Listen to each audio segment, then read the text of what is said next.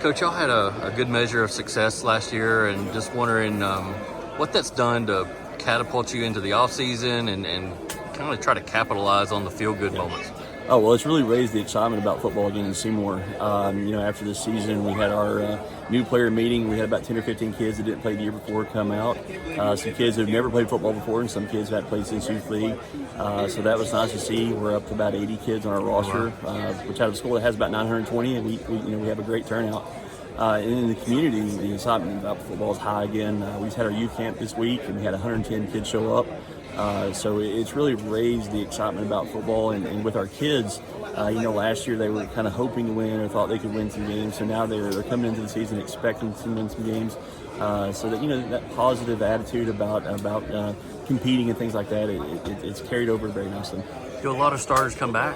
No. Okay. No. We've actually, like I said, out of the 80 kids we have, we've only got about 10 seniors.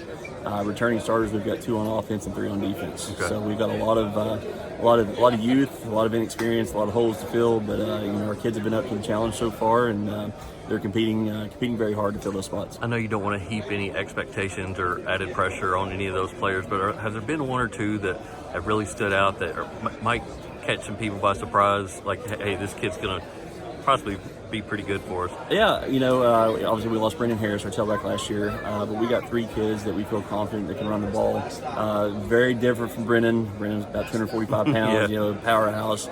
We've got Kai Thompson, who started last year on defense. We've got Jaden Williams, who's a senior this year, who's played on both sides of the ball. And then we've got Dylan King, who's a sophomore, who had a really nice freshman year in JV. So we think all those guys right there bring something different to the table. So they'll be running back by committee. Quarterback Eli Funk came on really strong at the end of the year and had a great year for us. That position's wide open. We've got 2 guys. We've got junior Blake Johnson, who's our JV quarterback, who's made great strides in the offseason. He's worked really hard to get him better.